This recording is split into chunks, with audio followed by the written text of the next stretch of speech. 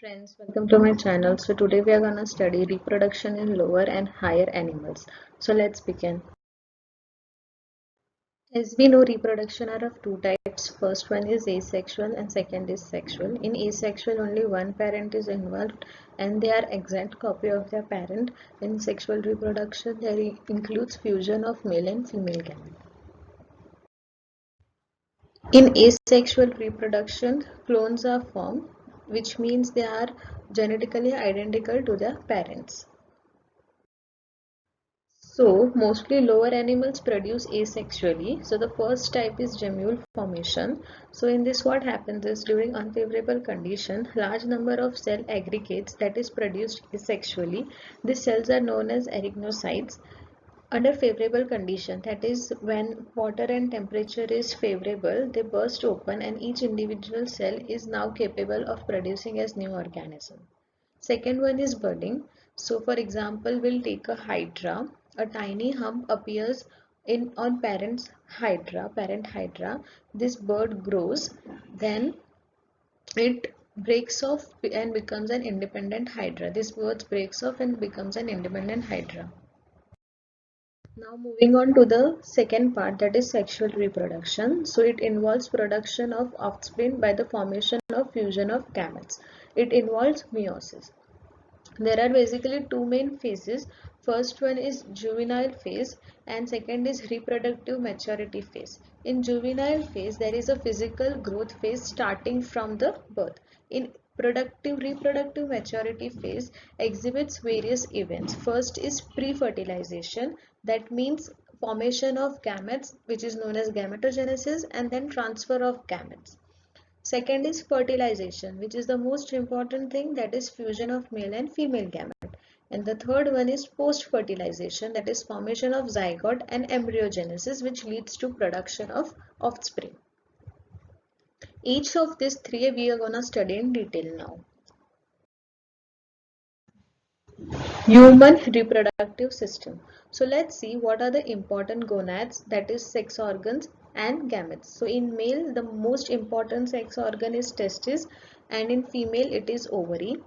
Gametes, sperm are main important sex cells in males and ovum or egg are most important in female. So gametes are produced by the type of cell division called meiosis, as we discussed earlier. Moving on to the male reproductive system. So the main components are testes, epididymis, followed by vas deferens. Then there is an ejaculatory duct on either side which joins together and forms an urethra. And lastly, the important organ is penis. Three types of accessory glands are associated with this system. First is prostate gland, second one is pair of seminal vesicles, and the third one is bulbourethral glands.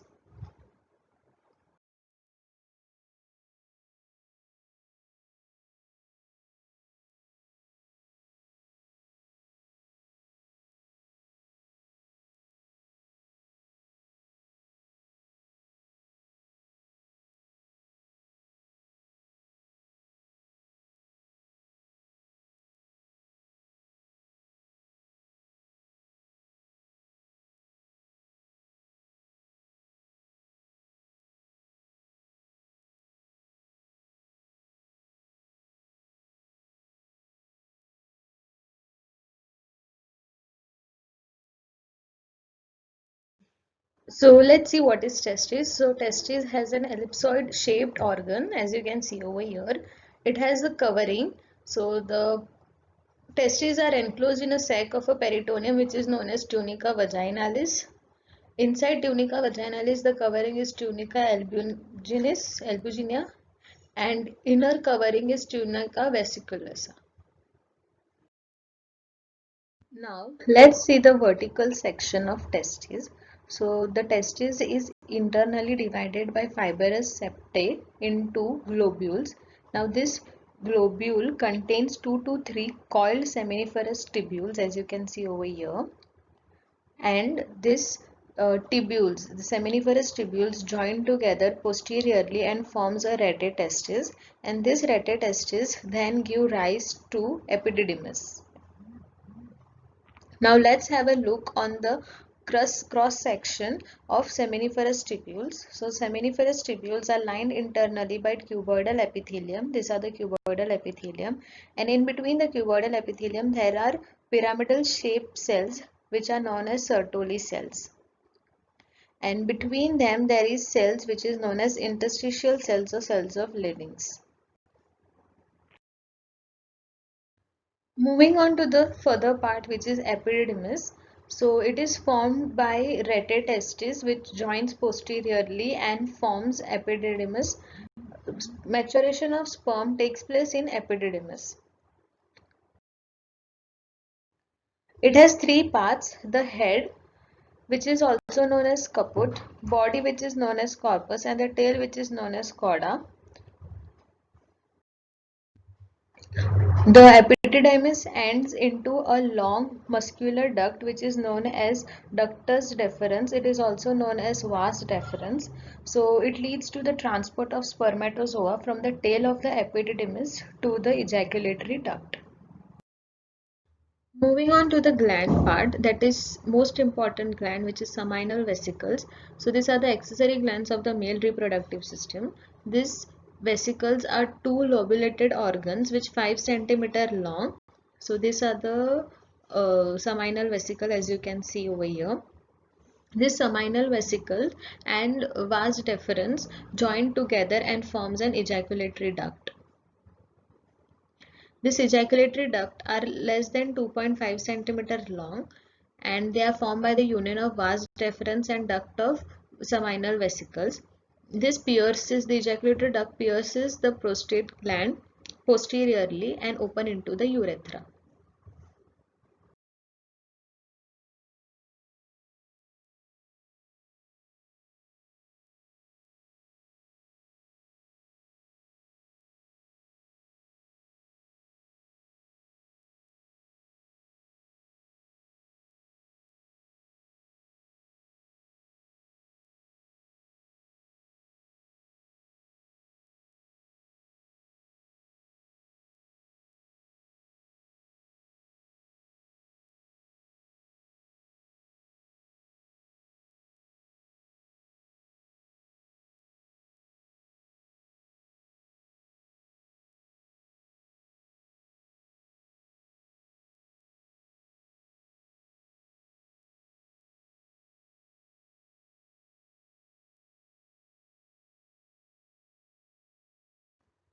Now let's see what is semen. Semen contains fluids plus sperm. This fluid is derived from or is released from seminal vesicles and prostate glands. It contains at least 90 to 600 million sperms per ejaculation.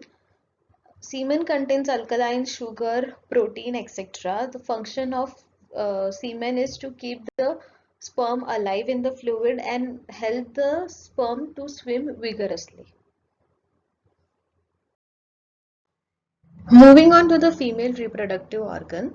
So the most important organ is ovaries. The pair of ovaries which are present on either side, which are connected by the fallopian tube towards uterus. The uterus is in continuation with cervix, and after cervix there is vagina. Along with this, there is external genitalia which is known as vulva, a pair of vestibule gland and a pair of mammary gland which forms a complete female reproductive system. Ovaries. These are female gonads. They are a pair of glands that resemble unshelled almond in shape and size. They are located on either side of the uterus. They are homologous to testes because they have same embryonic origin. What does ovary does is they produces gametes, which is known as secondary oocyte, that develops into mature ova or egg after fertilization. The hormone which they release is progesterone and estrogen, which is female sex hormones, and inhibin and relaxin. Now let's see how ovaries are held in position. So there is a ligament which is known as broad ligament of uterus. So it is a double folded layer of peritoneum which holds the ovary, and there is second ligament which is known as ovarian ligament which attaches ovary to the uterus. Now let's study the TS of ovary, that is transverse section of ovary. So there is germinal epithelium. The ovary is covered by a single layer of germinal epithelium. Beneath the germinal epithelium there is tunica albuginea. Now the ovary is divided into two parts. First part is cortex, which is surrounding part, and the middle part, which is known as medulla. Now the surrounding part contains ovarian follicle, which is the most important thing, and it also contains some connective tissues. And the medulla contains blood vessels, lymphatic vessels, and connective tissues. As we saw the cortex part in last slide, they contain immature ova. This immature ova are originated from dorsal endoderm of yolk sac. Now these cells are called as oogonia and divide mitotically. As this oogonia gets surrounded by the layer of granulosa cells, so these are the oogonia, and then they start surrounding by the granulosa cell, as you can see over here. They form an ovarian follicle. So this whole thing is now called as ovarian follicle. This process of oogenesis, that is development of granulosa cell around the oocyte, is known as oogenesis, starts much before the birth of the female baby, and by the end of the 12th week it gets completed. That is in intrauterine life. The ovary is fully formed and contain more than 2 million premortal follicles. Premortal follicles are nothing but oocyte which are surrounded by single layer of granulosa cells. Now this oocyte develops into primary oocyte, and the granulosa cell also increases in size and form into cuboidal shape. So these are now known as primary follicles. Now primary follicle leads to further growth and development of cells, and it forms secondary follicle. Now this secondary follicle, there is a layer of membrane which is formed between the primary oocyte and granulosa cell. Further development takes place, and there is a cavity which is formed in between the granulosa cells and oocyte, which is known as antrum. Primary oocyte becomes close to one side of the granulosa cell, and these cells are now known as cumulus ophorism, and these cells which are surrounding the oocyte are known as corona radiata. Highly developed follicle is now known as Graafian follicle. So it contains outer layer of cells which are known as granulosa. Surrounding the granulosa there is theca externa and theca interna. There is antrum, the space which is formed. The cells which are surrounding the oocytes are known as corona radiata, and the membrane which is present between the corona radiata and oocytes is known as zona pedicella. Now moving on to the second part, that is fallopian tube. So the ovary now gets in continuation with the fallopian tube, and this gets connected to the uterus. So it is 10 to 12 centimeter in length. It is lined by ciliated epithelium, and it connects the ovary to the uterus. Now fallopian tube is divided into four parts. First is fimbriae. This helps in catching the ovum from the ovary to the fallopian tube. Then the infundibulum, then the ampulla. The fertilization takes place in ampulla. This is most important question. And isthmus, and which ends into a uterus.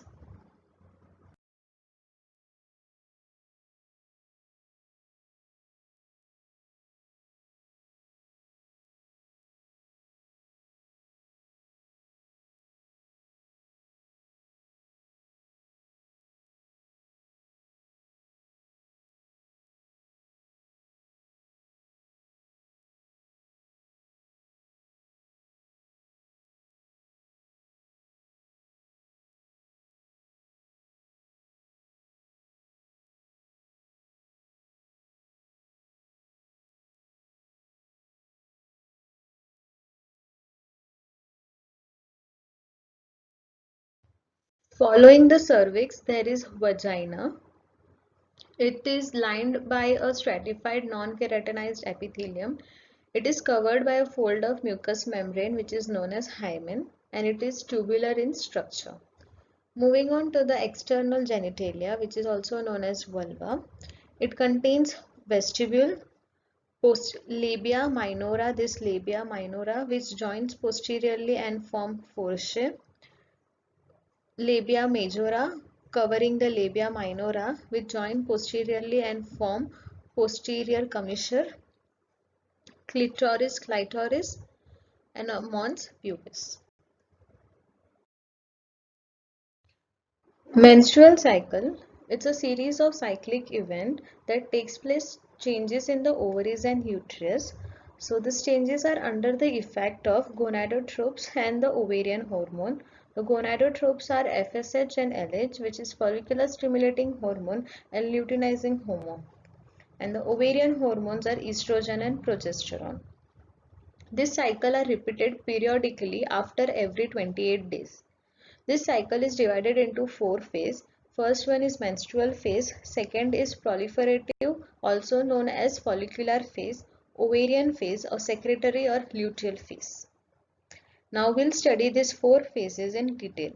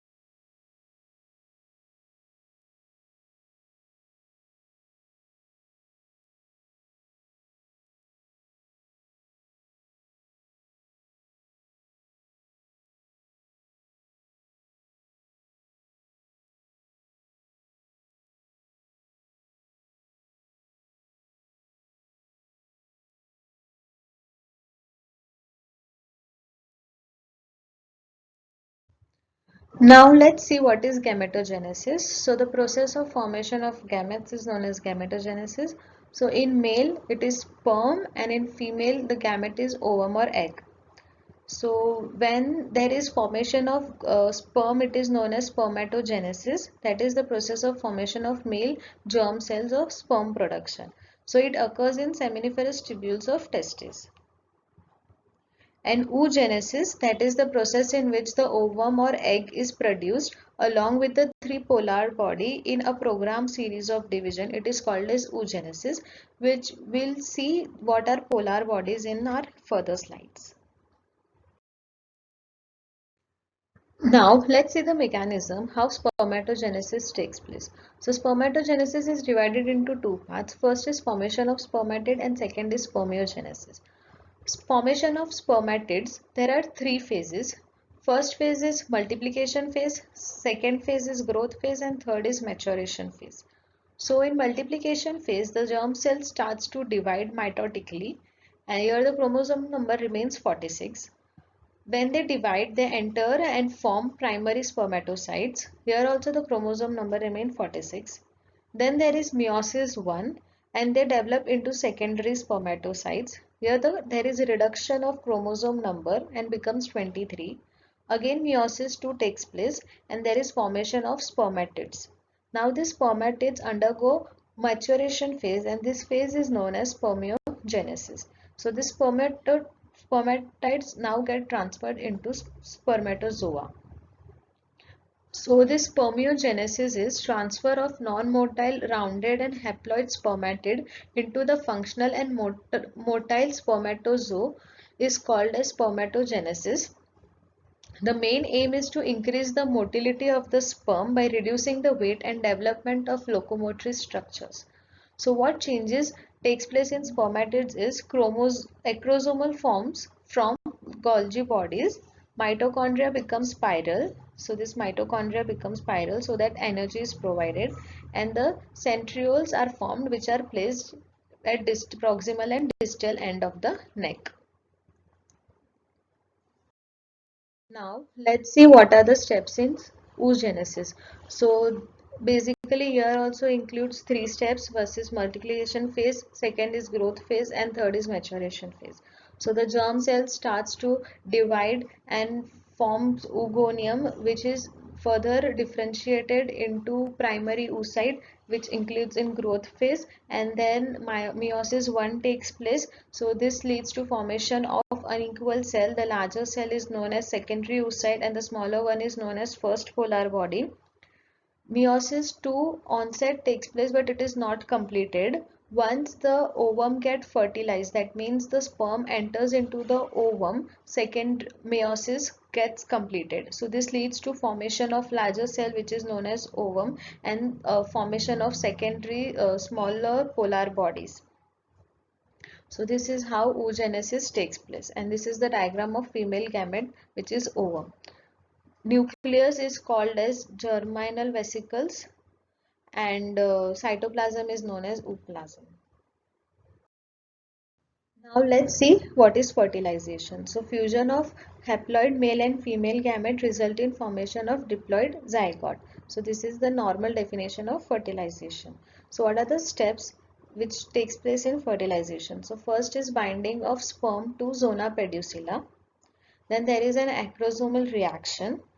Then this leads to penetration through zona pedicella. So the sperm can now enter through zona pedicella. Now there is fusion of plasma membrane. Afterwards, once the plasma membrane gets break, the sperm contents are entered into the cytoplasm of the cells. Once the sperm is entered into the cytoplasm of the cell, secondary oocyte completes second mitotic division and forms ovum, which is the larger one, and the second polar body, which is the smaller one, as discussed in earlier slide. Now let's see how embryo is formed. So this oocyte once get fertilized, form into zygote. Now this zygote will develop into an embryo. So there is division. So there is second cell cleavage. So two cells are formed, after which four cells are formed, and then eight cells are formed. So second cell is formed after 12 to 15 hours of fertilization. Four cells are formed after 24 to 30 hours of fertilization, and eight cells are formed at fourth day. After 8 cell there is 16 cell formation which is known as morula, and the zona pedicella is retained. Afterwards it gets developed into blastocyte, so which comes in contact with the uterus till 7th day, and the zona pedicella gets degenerate, and then implantation takes place in the uterus. The late blastocyte contain trophoblast, inner cavity which is known as blastocytes, and these are the inner cells.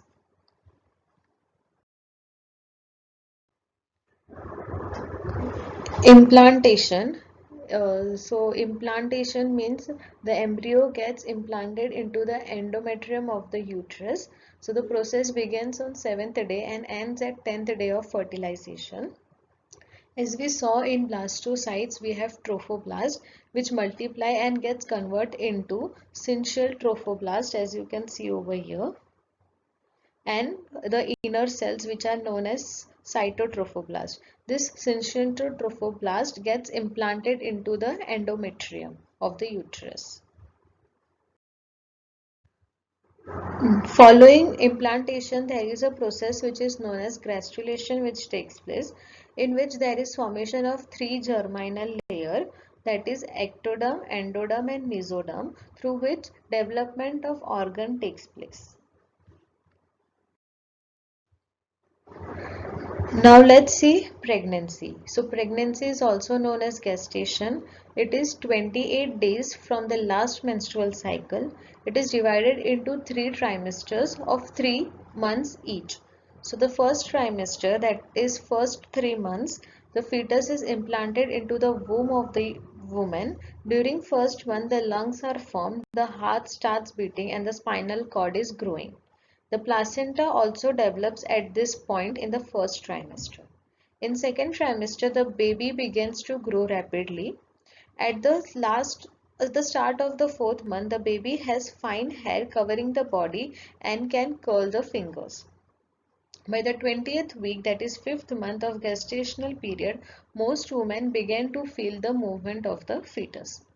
Now the last trimester, which is the third trimester, during this period the fetus increases in size and stretches the uterus and abdomen of the woman. In the first part of the third trimester, the fetus will be at its most active and movement will be very obvious. As the child fills up the available space, the movement will become less but stronger and the woman will become more uncomfortable. At the beginning of the last 3 months, almost every organ except the lungs began to function. Placenta is a flattened discoid organ which forms the connection between the mother and the fetus.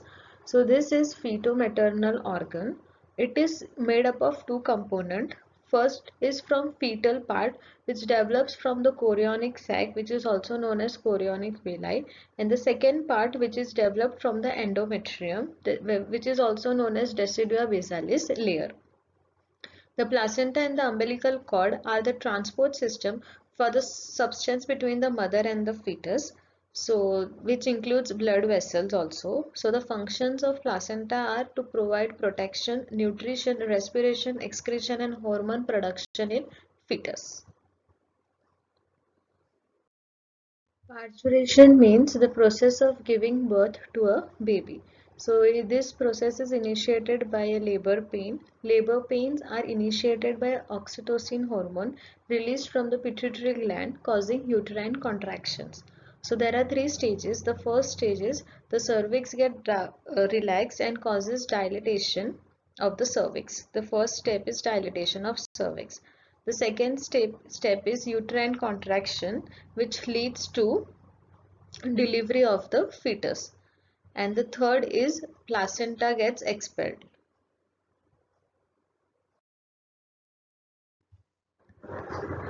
The next after parturition which comes is lactation. So the mammary glands of the female start producing milk at the end of the pregnancy.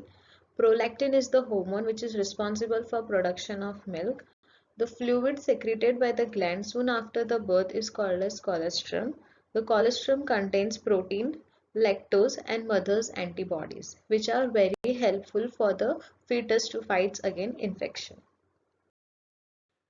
Thank you. Hope you like this video. Please don't forget to like, share and subscribe and share your views in the comment section below. Till then, bye.